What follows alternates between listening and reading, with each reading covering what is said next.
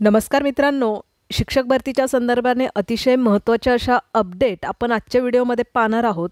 त्यातील महत्त्वाची अपडेट म्हणजे शिक्षण सेवक कालावधी रद्द करण्याची मागणी सगळीकडनंच होत आहे आणि त्या संदर्भातली ही अपडेट आहे. फक्त शिक्षण सेवक कालावधीच नाही तर 5 सप्टेंबरला काढण्यात आलेला कंत्राटी शिक्षक पदभरतीचा GR तो देखील रद्द करण्यात यावा. त्याचप्रमाणे नवीन सुधारित संच मान्यताचा जो निर्णय घेण्यात आलेला आहे तो GR तो निर्णय रद्द करण्यात यावा, यासाठीची ही अपडेट आहे.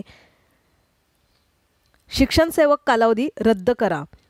शिक्षण सेवक कालावधी रद्द करण्यात यावा, तसेच या कालावधीतील पूर्ण वेतन भत्ते सेवेचे लाभ द्यावेत या मागणीसाठी शिक्षक संघटनांतर्फे पुणे जिल्ह्यातील खासदार आमदारांना मागणीचे निवेदन दिले जात आहेत. महाराष्ट्र हे प्रगत, विकसित आणि पुरोगामी राज्य आहे. इतर अप्रगत राज्यात शोषक शिक्षणसेवक पद्धत अस्तित्वात नाही. त्यामुळे शिक्षणसेवक पद्धत आपल्या राज्यात असणे भूषणावह नाही. नवनियुक्त शिक्षकांचे सरासरी वय हे 30 ते 35 वर्ष या दरम्यानचे असते. त्यामुळे त्यांना कमी सेवा कालावधी मिळतो. यासह शिक्षणसेवक कालावधीत अत्यल्प मानधनात पुणे शहरात राहून कुटुंबाचा उदरनिर्वाह करता येणं शक्य नाही. कितीही नाही म्हटलं तरी शिक्षण सेवक कालावधी हा जवळजवळ 3 वर्षाचा असतो. त्यामुळे शिक्षण सेवक कालावधी रद्द करावा अशी मागणी निवेदनाद्वारे करण्यात आली आहे आणि बऱ्याच दिवसांपासून ही मागणी विद्यार्थ्यांनी देखील लावून धरलेली आहे, शिक्षकांनी देखील लावून धरलेली आहे. दरम्यान महाराष्ट्र राज्य प्राथमिक शिक्षक संघ तसेच महाराष्ट्र राज्य महानगरपालिका व नगरपालिका प्राथमिक शिक्षक संघ पवित्र पोर्टल संस्थेच्या वतीने पत्रकार भवन येथे पत्रकार परिषदेचे आयोजन करण्यात आले होते. संघटनेच्या पदाधिकाऱ्यांकडून राज्यातील शिक्षण सेवक पद रद्द करावे अशी मागणी करण्यात आलेली आहे. कारण एकूणच आपण जर सरासरी बघितलं तर शिक्षक होण्यासाठीच शैक्षणिक पात्रता पूर्ण करा, नंतर व्यावसायिक पात्रता पूर्ण करा, नंतर त्यामध्ये TET किंवा CTETचा पात्रता परीक्षा असतात त्या उत्तीर्ण करा आणि नंतर कुठे जाऊन टेटचं कॉम्पिटेटिव्ह एक्झाम द्या आणि त्यातून पदभरती केली जाते. मग ह्या सगळ्या कालावधीमध्ये 30 ते 35च्या जवळपास वयाच्या 38व्या वयापर्यंत आणि जे विद्यार्थी कास्टमधनं बिलॉंग करतात त्यांचं जवळजवळ वयाच्या 43 ते 45 वयापर्यंत ते आपले शिक्षक भरतीसाठी प्रयत्न करतात आणि त्यात अजून 3 वर्ष शिक्षण सेवक जर कालावधी असेल तर मोजकेच काही वर्ष सेवेसाठी त्यांच्या हातात शिल्लक राहतात आणि यामध्ये पण या शिक्षण सेवक कालावधीमध्ये त्यांना मिळणारे जे पेमेंट आहे ते मोजकंच असतं. त्यामुळे शिक्षक भरतीचा जो सेवक कालावधी आहे हा रद्द करावा अशी मागणी सगळ्यांच्याच वतीने होत आहे आणि म्हणून बेमुदत धरणे आंदोलन या ठिकाणी पुकारण्यात येणार आहे. या ठिकाणी दुसरी न्यूज बघा, जिल्ह्यातील सर्व शाळा बुधवारी बंद ठेवणार. आता ह्या का बंद ठेवणार आहे? मागण्या सेमच आहे. ह्या 3 मेन अशा प्रमुख मागण्या आहेत. जी एक आपण शिक्षण सेवक कालावधी बोललो, दुसरी आहे संच मान्यतेचा निर्णय हा ताबडतोब रद्द करा. त्याचप्रमाणे कारण पहिलं 150 विद्यार्थ्यांमागे एक मुख्याध्यापकाची निवड केली जायची, त्यानंतर हा निर्णय बदलून जो जुना निर्णय होता जसं 90 ते 100 विद्यार्थ्यांमागे मुख्याध्यापकाची निवड करा असा निर्णय यामध्ये लागू करण्यासाठी हा निर्णय रद्द करा असं सांगण्यात येत आहे. कारण आता जर 150 विद्यार्थ्यांवरती निवड होत असेल तर ऑब्वियसली विद्यार्थ्यांची संख्या वाढली, त्या जिथे विद्यार्थ्यांची संख्या वाढली जाते त्या ठिकाणी ॲटोमॅटिकच शिक्षकांची किंवा मुख्याध्यापकांची संख्या कमी होते.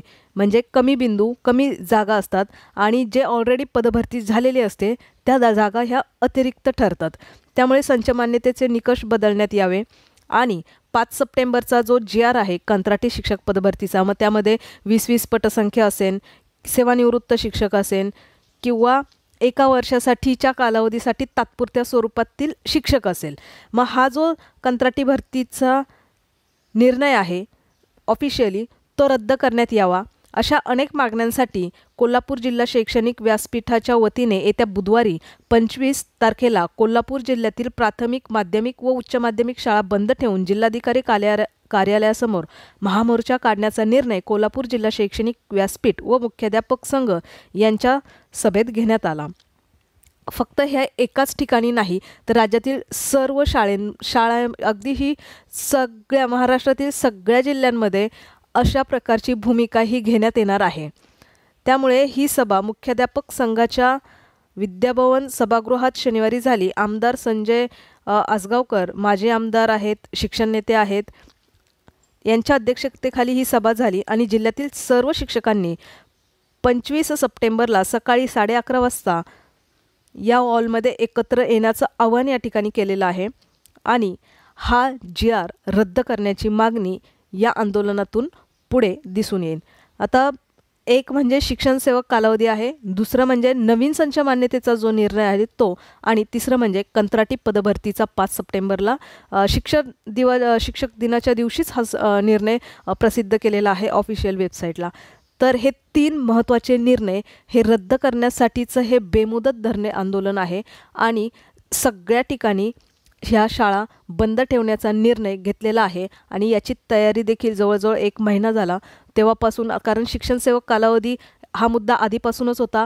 कंत्राटी शिक्षक पदभरतीचा निर्णय हा GR जो 5 सप्टेंबरला आला आहे तो देखील गेल्या वर्षी देखील सेम हाच निर्णय घेतला होता की 20 पटसंख्येच्या शाळेवरती सेवानिवृत्त शिक्षक, म्हणजे गेल्या वर्षीच्या जून-जुलै महिन्यामध्ये देखील असा निर्णय घेण्यात आला होता. परंतु तेव्हा देखील विद्यार्थ्यांना आंदोलन करावं लागलं, उपोषण करावं लागलं.